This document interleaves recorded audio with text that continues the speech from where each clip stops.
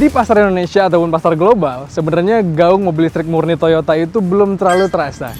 Tapi di kelas brand premiumnya, Lexus, mereka udah punya lini mobil listrik dan udah hadir di tanah air. Mobil listrik ini cocok buat kalian yang belum bisa move on dari mobil konvensional dan juga gayanya low profile high quality. Penasaran gimana ulasan kami soal mobil ini? Yuk, bareng-bareng bersama kami bilang kita bahas. Ini dia Lexus UX 300e.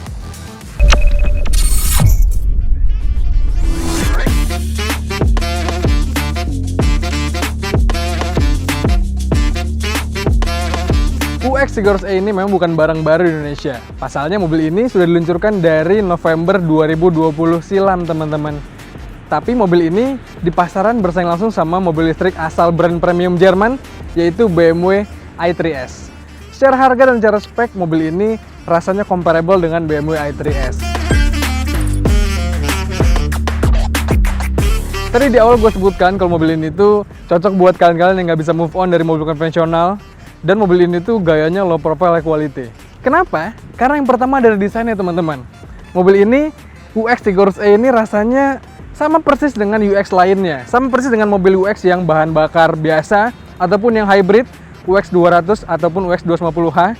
Ini 300e-nya sama persis. Jadi secara tampilan kalian kalau rasanya nggak suka dengan model-model yang sangat futuristis gitu ya, mobil ini enggak.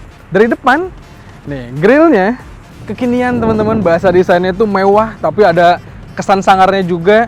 Dan nggak kayak mobil listrik lainnya yang radiator grillnya itu ditutupin ataupun nggak pakai depannya gitu, nggak pakai mukanya. Kalau ini sih depannya masih normal banget kelihatannya. Dijepit juga sama dua buah headlamp yang canggih dan dari depan rasanya ikonik sekali. Banyak garis-garis tegas ala Lexus kekinian. Kita cek sampingnya. Dari samping terlihat kalau UX 300e ini punya dimensi yang compact, teman-teman. Karena memang UX dalam keluarganya Lexus itu berarti SUV yang compact luxury. Jadi secara dimensi mobil ini pun masih pas lah untuk dipakai harian. SUV-nya terasa karena ada wheel arch molding di sepanjang mobil ini. Jadi ngebuat tampilannya lebih tough gitu ya, lebih sangar. Dan untuk menandakan ini mobil listrik, dikasih emblem elektrik. Jadi bukan hybrid, pun bukan internal combustion engine. Terus yang kelihatan ya beda sama teman-temannya UX 200 atau 250h adalah dari peleknya. Ini kelihatan lebih modern. Peleknya ini pelek ring 17, lebih aerodinamis kelihatannya. Dibalut sama ban Dunlop yang ukurannya 215 profil 60. Dari samping tampaknya seperti ini, ikonik juga, banyak lekuk-lekuk berototnya. Kita cek belakangnya. Sebelum ke belakang, mobil ini tuh punya dua buah port pengecasan di samping kiri kanannya. Nih, di sini ada chargeran yang untuk Type 2, di sebelah sana ada chargeran untuk yang CHAdeMO-nya. Jadi ini lumayan unik sih. Kalau kalian nemu fast charging di jalan yang rasanya cuma ada CHAdeMO atau Type 2, mobil ini bisa menyesuaikan. Nah, belakangnya ini pun sama dengan UX lainnya, teman-teman. Nggak kelihatan mobil listriknya. Kecuali kalau kalian lihat lebih detail, ini tuh nggak ada knalpotnya, baru kalian tahu ini mobil listrik. Dan ada emblem tulisan UX 300e, berarti elektrik. Dari belakang ya, kelihatan siluetnya berotot sekali, tegas. Lampu belakangnya pun futuristis banget dan melintang gini. Kalau malam sih cakep. Kita intip bagasinya, teman-teman. Namanya sebuah SUV yang compact, udah pasti dimensi bagasinya pun ya nggak terlalu besar, tapi terasa cukup lah untuk menampung barang-barang yang rasanya untuk bisa dipakai harian. Tapi kalau kalian merasa kurang, bisa di-extend dengan melipat jok baris keduanya. Kebetulan di belakang sini lagi ada ban serepnya ya. Tapi kalau dipakai harian rasanya gue gak akan bawa ini karena mobil ini udah punya tire repair kit di bawahnya ini. Entah kenapa Lexus minjemin kita mobil ini nggak dikasih tas ya. Jadi chargeran portable-nya disimpan gitu aja di bagasi. Tapi ini chargeran yang Type 2. Jadi kalau kalian rasanya di jalan kehabisan baterai dan butuh charger dadakan, kalian bisa pakai portable charger dan cas dimanapun. Nah, secara umum yang tadi gue bilang ya, desainnya benar-benar low profile high quality, nggak kelihatan kayak mobil listrik. Dan ini desain UX 300e menarik banget.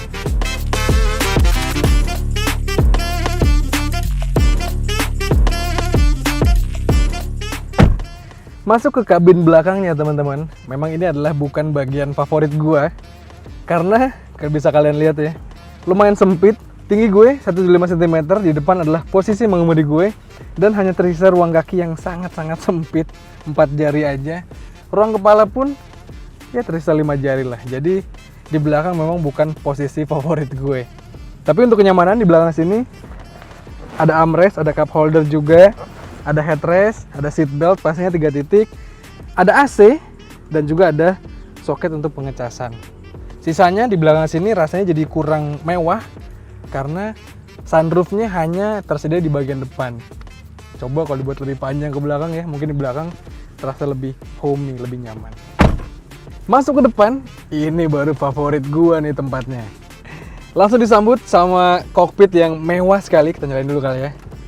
Since ini mobil listrik, gak ada suara sama sekali juga, jadi kita syuting pun makin menyenangkan ya.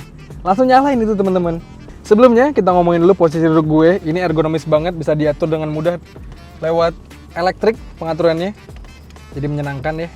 Dan pengaturan setirnya pun elektrik, jadi bisa tetap dimainkan atau diatur ketika lagi berkendara. Pun posisi duduk gue segini enak banget untuk visibilitas, kacanya besar dan juga dashboardnya cukup rendah. Jadi untuk kelas mobil dipakai harian, mobil ini memang nggak intimidatif ya, jadi asik buat dibawanya. Terus di depan, layar semen clusternya menurut gue harusnya bisa lebih baik sih. Untuk mobil yang harga dari 1M, harusnya bisa lebih atraktif tampilannya, tapi ini adanya Lexus kelihatannya tetap klasik gitu ya, tetap classy, walaupun tetap menyimpan banyak sekali informasi di layar semen cluster ini. Dan bisa ngatur-ngatur juga segala macam tentang fitur keselamatan di mobil ini. Jadi banyak sekali. Terus ngomongin setir juga, di sini ada untuk pedal regenerative braking ya, jadi bukan pedal shift. Dan di sini ada untuk cruise control adaptif juga, dan sebelah kiri untuk mengatur layar head unitnya.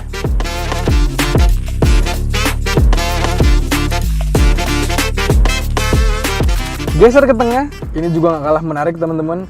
Attention to detail yang diberikan Lexus ke mobil ini tuh sangat-sangat baik gitu ya. Di sini dia pakai material yang lembut dan juga coraknya ini unik banget. Terus juga di sini kelihatan mewah dan canggih gitu ya, karena ada layar head unit yang resolusinya pun bagus. Ini gue sambungan ke Apple CarPlay. Tapi di luar itu head unitnya ini punya banyak sekali fitur entertainment gitu ya, sampai ke fitur navigasinya pun ada di sini. Jadi kalau kalian nggak mau nyambungin head unit ini ke handphone, bisa pakai yang built-in application-nya. Turun ke bawah, kita bisa lihat di sini panel AC-nya, pengaturan AC pun masih analog, jadi menyenangkan untuk dimainkan gitu ya. Ke bawahnya lagi, ini masih ada rumah untuk CD teman-teman, dari Mark Levinson, karena di sini audionya disupport sama Mark Levinson dan sangat-sangat bagus kualitasnya. Turun ke bawah, ini tadi gue tunjukin ya. Ada untuk setir, warmernya, ada untuk ventilator seat juga. Jadi kalau kalian ngerasa panas di Jakarta, bisa dinyalakan aja AC joknya gitu ya, supaya dingin punggungnya. Ke bawahnya lagi, di sini ada wireless charging dan ada soket lighter yang disimpan sangat rapi. Ke belakangnya, di sini ada touchpad teman-teman, tapi head unitnya ini belum touchscreen dan bisa dioperasikannya melalui touchpad ini. Kalau kalian yang sebelumnya pakai mobil mewah dari brand-brand Jerman atau dari brand lain, biasanya head unit itu udah touchscreen, kalau ini belum. Jadi menurut gua transisi yang gua rasakan dari nyobain mobil kemarin ke mobil ini agak kagok sih. Terus ada shifter yang bentuknya lumayan unik dan ada fitur auto hold-nya di sini. Tapi rem parkir disimpan di belakang sini nih. Jadi menarik sekali ya. Lanjut, di belakang sini juga ada pengaturan untuk multimedianya. Jadi kalau kurang dari sini bisa dari sini juga. Dan di belakang sini ada kompartemen penyimpanan yang menarik karena bisa dibuka dari sebelah kanan pun dari sebelah kiri. Oke lah, kalau gitu lengkap sudah kita bahas apa aja di eksteriornya sampai interiornya. Sekarang kita akan jalan-jalan nyobain Lexus UX 300 ini.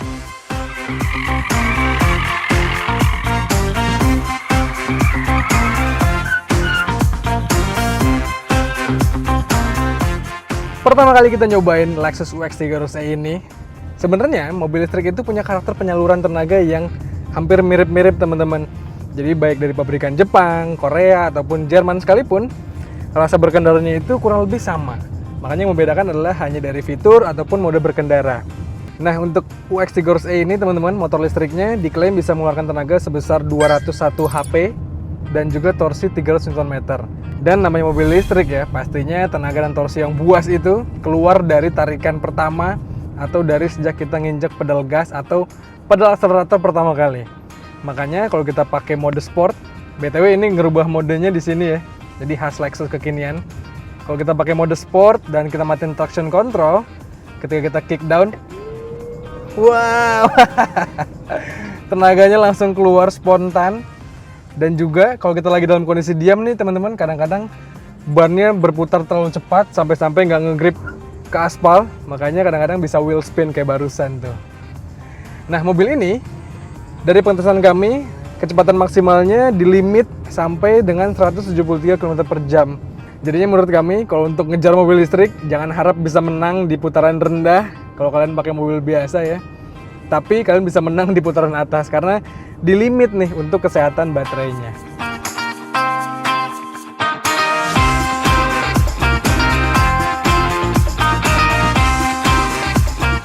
Nah, baterai yang dipakai sama Lexus di UX Tigors ini adalah baterai berkapasitas 54,3 kWh, teman-teman. Dan baterainya disimpan di bawah ya, di deck bawah. Jadi untuk secara postur, untuk secara bobot, mobil ini tuh menyenangkan sekali karena center of gravity-nya disimpan di tengah dan di bawah. Makanya mobil ini nyaman untuk dikendalikan. Dan dari pengetahuan kami, mobil ini tuh kemarin sempat gua tes ke luar kota, sempat di jalur nanjak-nanjak ke Sentul sana. Bisa banget, mumpuni banget, apalagi dengan torsi yang sangat besar itu untuk nanjak, berhenti nanjak lagi pun nggak masalah sama sekali. Dan mobil ini tuh effortless sekali teman-teman. Jadi tinggal kita injak aja gasnya. Wow, langsung ngacir banget.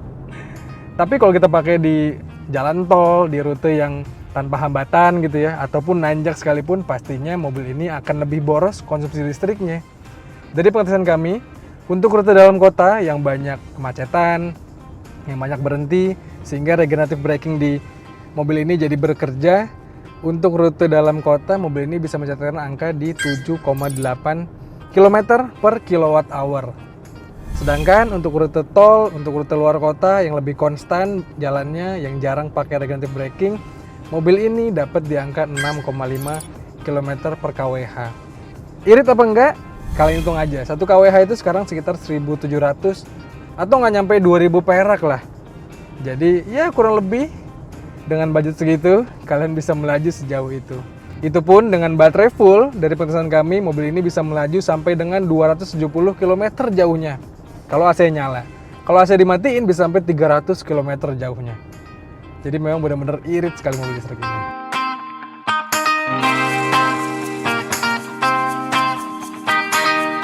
Nah, sekarang kita ngomongin pengecasannya. Seberapa lama sih pengecasan Lexus ini?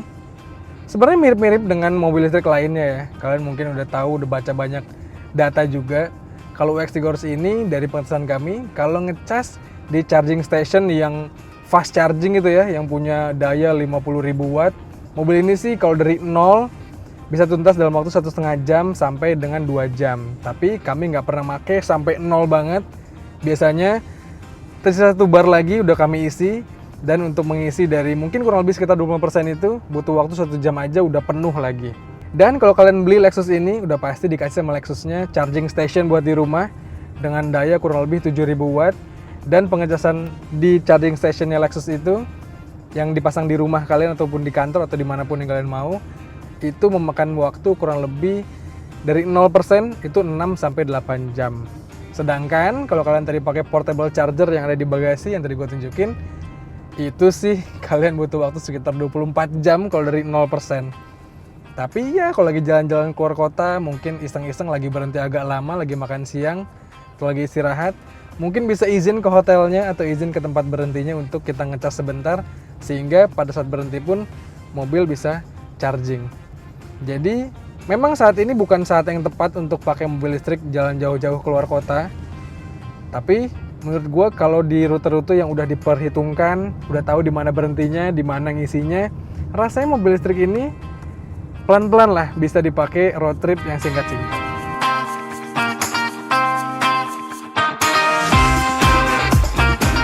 Kita balik lagi sebentar bahas akselerasinya teman-teman. Yang tadi gue bilang ya, mobil listrik ini tuh ngacir banget, effortless banget. Ditoel dikit aja gasnya, wow langsung keluar torsi besarnya. Dan dibarengin juga dengan suspensi dan handling yang jempolan sekali teman-teman. Yang tadi gue bilang juga, mobil listrik ini baterainya disimpan di bawah di deck, jadi mobilnya sangat-sangat fun to drive. Apalagi dengan ukuran yang compact, ini steeringnya pun nggak kalah menarik gitu ya. Jadi mobil mau dibawa kemana aja, setirnya direct banget, dan feedback dari aspal pun berasa, dan dibarengin dengan suspensi yang jempolan. Ini kita ngelewatin speed trap. Benar-benar serasa naik mobil premium, suspensinya sangat-sangat empuk, nyaman, ke kabinnya nggak terasa goncangan yang gimana-gimana. Tapi dipakai bermanuver pun, dipakai agak meliak-liuk. Wow, ini suspensinya firm banget, stabil banget. Makanya mobil ini ngebuat rasa berkendara semakin menyenangkan.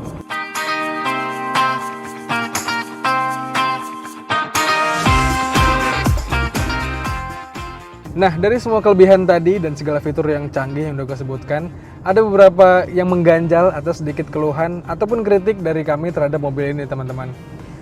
Tadi ya, beberapa udah gue sebutkan, kayak kabin belakangnya lumayan sempit, terus tampilannya pun terasa kurang premium di instrumen clusternya. Hal lain yang mengganjal adalah, teman-teman, mobil ini dalam kecepatan rendah, remnya terlalu sensitif, jadi perlu penyesuaian. Jadi misalnya ini kita lagi rolling di bawah 30 km per jam, ini kalau kita toel dikit aja, remnya tuh langsung sedikit banyak agak menggigit terlalu dalam gitu. Jadi rasanya perlu penyesuaian yang lebih. Terus juga dari segi fitur ada satu yang mengganjal gua adalah mobil ini harganya udah 1 miliar, tapi kamera 360-nya terasa biasa aja, terasa standar, agak kurang mewah pun dipakai di malam hari atau di cahaya yang kurang terang gitu ya. Mobil ini tampaknya jadi agak buram gitu. Jadi rasanya fitur tersebut ya harusnya bisa lebih dibuat premium lah.